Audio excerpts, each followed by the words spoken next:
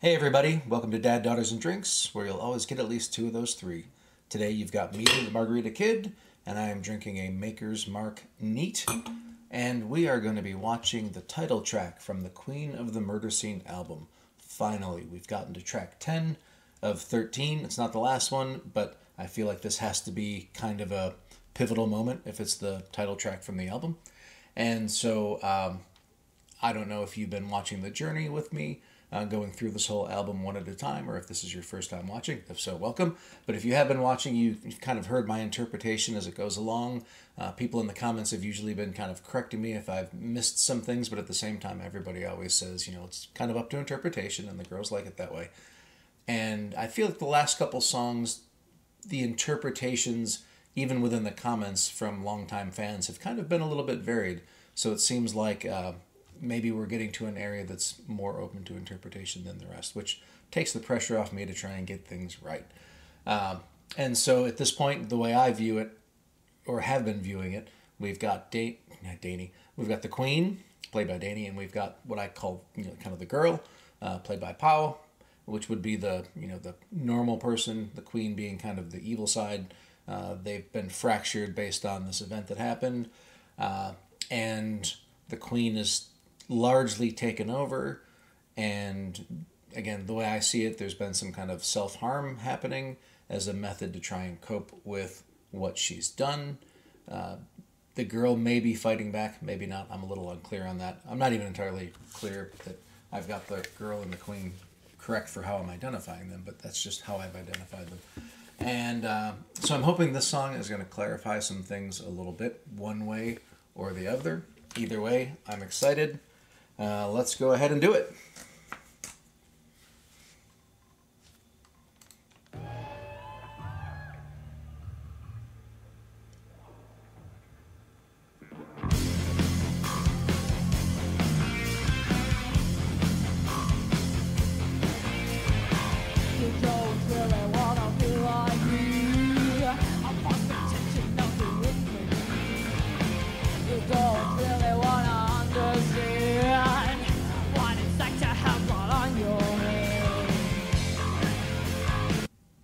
Oh my goodness. That's the most psycho look I've ever seen her have. That's awesome. So this verse seems to be really, I'm guessing based on the fact of Dani singing and that face that she's making, that this is kind of the evil queen. I don't know if she's fully taken over or is making that final case, but really once again saying, you don't want to be this side of me, right? Again, kind of voting for the schism and kind of the complete takeover, I think.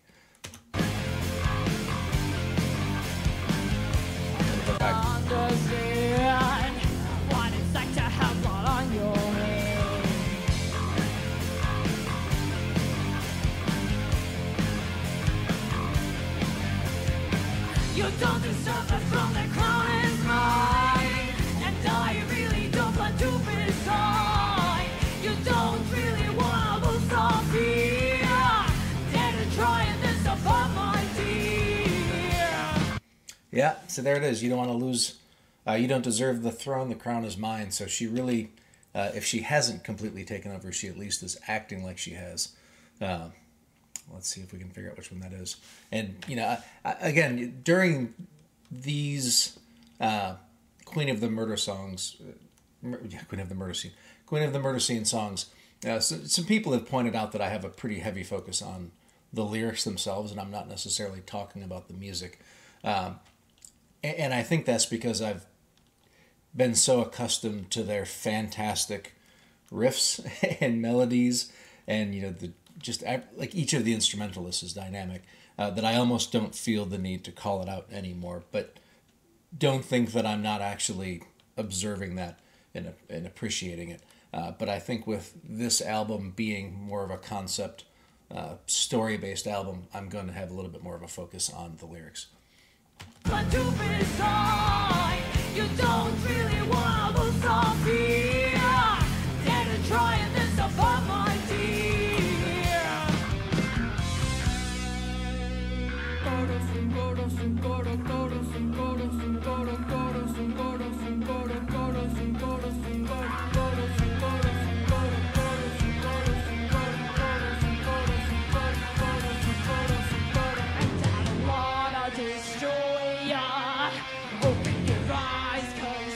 even see the fact that I just can't be controlled by anything but let's see you try.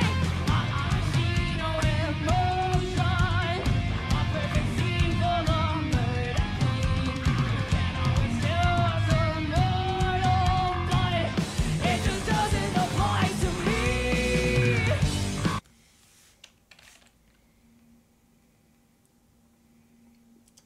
So that was like a fantastically theatrical verse.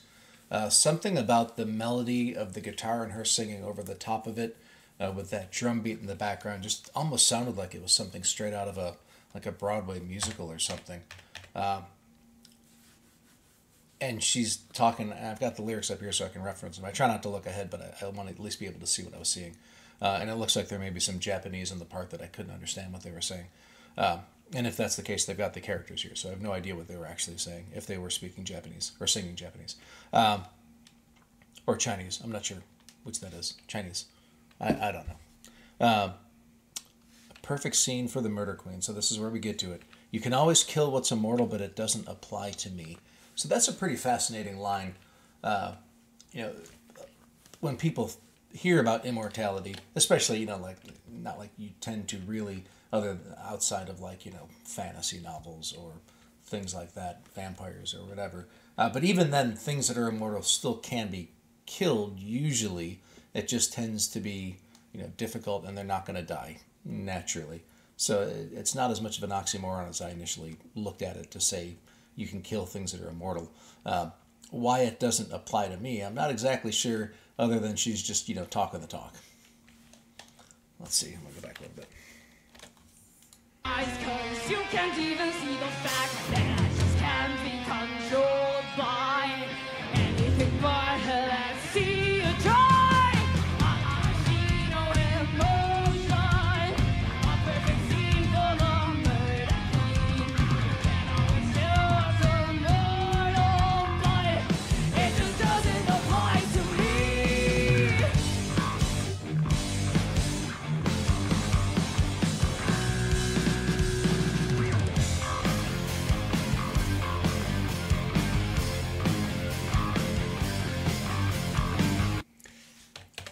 And I really enjoy the that kind of keyboard sample that's in the back.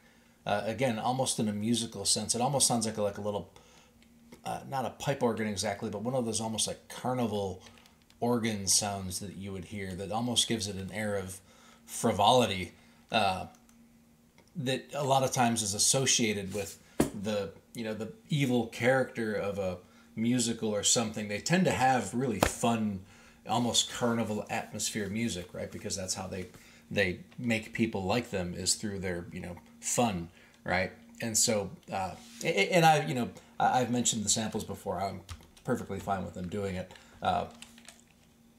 In this case, I think it's a little bit more noticeable for me because it did add a lot of fun to hearing that part for me.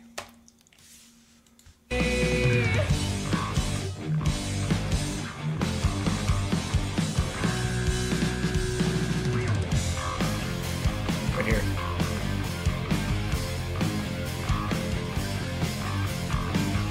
Give me something worth living for. My words all will make everything good. It's not something I like to conceal. I have no mercy and I never will. Never will. Alright, let me get that guitar part again. I have no mercy and I never will.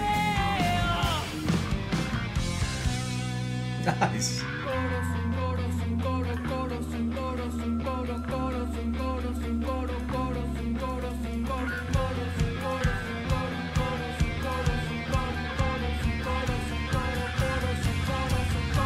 I don't wanna destroy ya.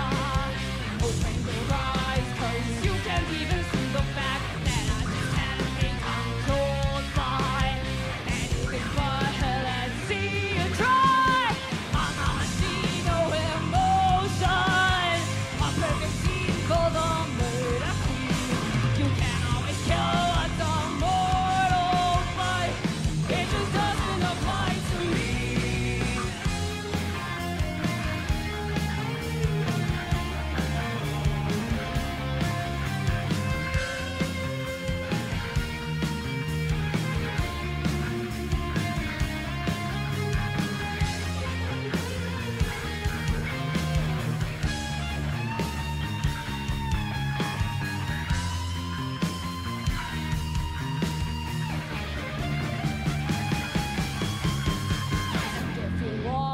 destroy me. Okay, I'm sorry. I'm going to have to listen to that solo again. That was absolutely fantastic. And once again, you know, I've mentioned this before. Dady doesn't play a lot of lead things that are very long, but when she does, they're super tasty. And man, I wish I'd watched these guys like cover a Grateful Dead song or something, where she can do just like a 20-minute extended jam or something. That would just be fantastic. Because man, can she play? And man, the faces that she's making like serious guitar player faces while she's playing that too. I always love that. And I've been trying to keep, and I mentioned in other videos, I try to make it a holistic kind of thing with this one specifically, this album, because it's such a story and the artwork in the background. It just seems to be like chaos in the background. And so I'm thinking that goes along with kind of this whole fracturing and the evil and the queen taking over. It's you're not going to see pictures of roses and trees and stuff in the back. You're just seeing kind of, as far as I can tell, chaos. Doesn't apply to me.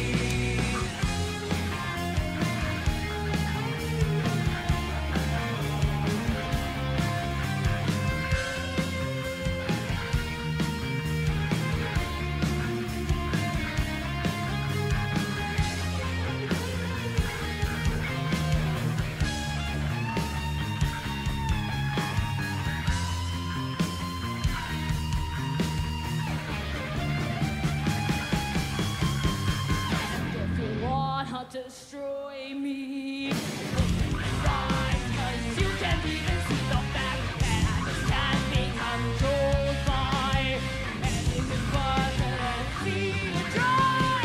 I'm on a sheet of him both sides.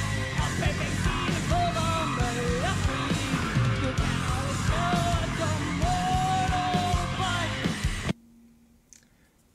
I'm sorry, I hate to stop it there, but I have to listen to that again. Also, it does look like I just said there's chaos and nothing shown, but it looks like there's a giant fist that's actually been maybe coming up, and I was just missing it. But and it looks like it might be holding something. I'm not sure what it is. But there was that screechy sound that was coming in the background. At first, I thought it was like a woman screaming, and then it sounded more like it might be a guitar, just going through some kind of effects or something that's maybe supposed to be a girl screaming. But that was pretty cool. And sorry, all of that just kind of hit my head at once, and I frazzled out, so I need to rewatch that.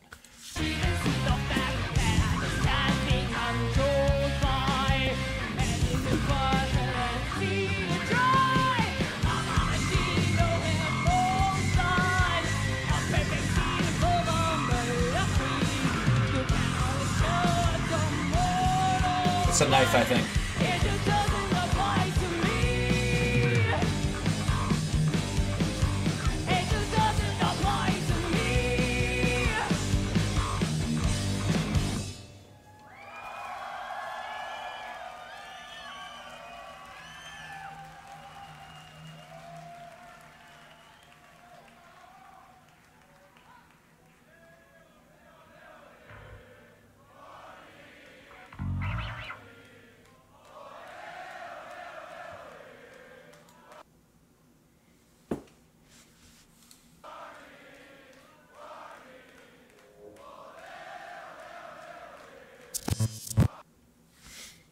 I'm not sure what that was at the end. If that was something that was normally at the end of this song, or if it was something unrelated, or what was going on there. And obviously there was the picture of the girl, so I don't know what the people were singing. But anyway, that song was absolutely fantastic. I love just a lot of things about it, right? So I mean the overall structure of the song with the the opening riffs and things, great as always. But it was a very, like I said, kind of theatrical song, and it wasn't the first one of this album that's been theatrical, but not all of them have been. And I feel like for this kind of culminating moment, I think it needed to be, and I think they did a fantastic job. And I think all those little things that they did, like I said, I realized at the end it was the hand holding the knife, and I don't know if it was there the whole time or not, but it really, I am now sticking with my opinion that the queen is evil, has taken over, and at least she's making the case that she's taken over. She's immortal. You can't mess with me. You don't want to mess with me, kind of thing. I love that little organ in that one spot. The screechy noises near the end there that almost sounded like maybe it was somebody else screaming. I don't know if at this point she's actually supposed to be killing other people is what's going on. Maybe that's the case. I hadn't considered that till now when I was thinking of the knife. And so maybe she's not actually talking to the girl at this point. Maybe she's talking to other people that are trying to stop her. I'll have to go back and look at the lyrics a little closer on that one. But in Dani's, like, her face throughout, her acting of the queen has just been getting more and more intense. And I think that goes along with the nature of the queen over time taking over. It becomes more and more intense. And the guitar solo was fabulous. And I don't want to leave out that the bass was great throughout the whole song, especially I noticed during that guitar solo. And whenever you've got a three-piece band and you've got a guitar solo, the bassist really does typically need to step up. And Allie was no exception here. She really did, as always. So, man, I really like this song. I'm going to have to think about whether or not there were actually more murders going on here. You know, people talk about in the comments a lot of blood and more murders, and maybe this is what was happening. It didn't occur to me, like I said, until I saw the knife, that may be what's going on. So I'm going to have to go back and watch this one a couple of times. But this was fantastic. I really enjoyed this. And I'm glad we've still got 3 more to go in the journey. I don't remember what the next one is. Is it Psychotic or is it something else? I looked at them, and being old, my memory's not so good. So in any case, everybody, as always, thanks for joining. I appreciate you being here. And be safe. Have a good day. Thanks.